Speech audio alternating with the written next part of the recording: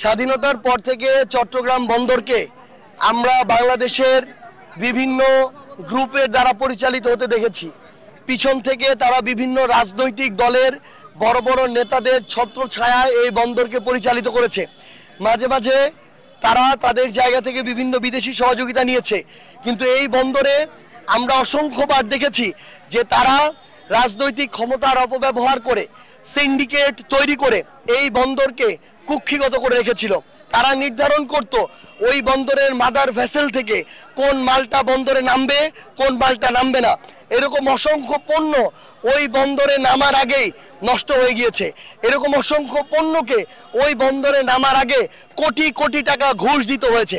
এইরকম করে একটা সিন্ডিকেট পিছন থেকে রাজনৈতিক ছত্রছায়ায় এতদিন ধরে বন্দরকে কুক্ষিগত করে রেখেছিল।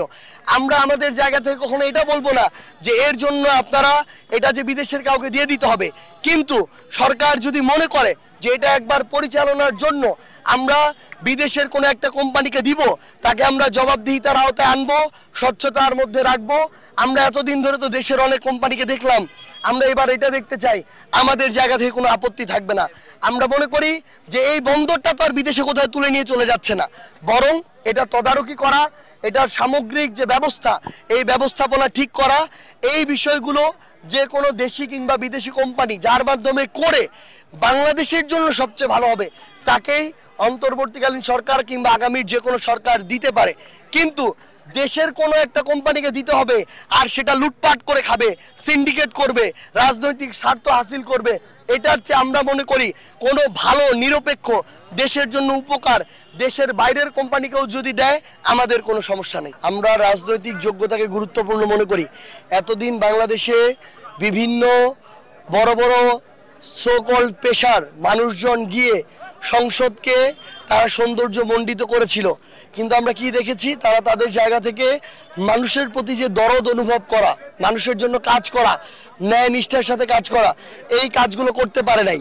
তো এখন 300 জনের মধ্যে 10 জন যদি এমন মানুষ যায় যে কেউ কৃষক, কেউ রিক্সা চালক, কেউ শ্রমিক, এই 10টা মানুষ গিয়ে ওই সংসদ নাই হয়ে যাবে না।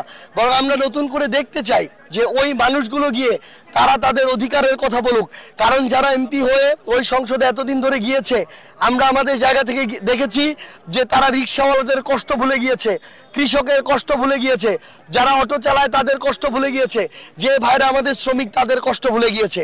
আমরা চাই যেমন আইনজীবীরা যায়, ডাক্তার যায়, ইঞ্জিনিয়ার যায়, শিক্ষাবিদরা যায়, আমার কৃষকও ওই সংসদে গিয়ে কৃষক হিসেবে সারা বাংলাদেশের কোটি কোটি কৃষকের প্রতিনিধিত্ব করুক। এবং আমরা মনে করি এর মধ্য দিয়ে সংসদ সমৃদ্ধ হবে, জনগণের যে চাওয়া পাওয়া সেগুলো আরো বেশি পূরণ হবে।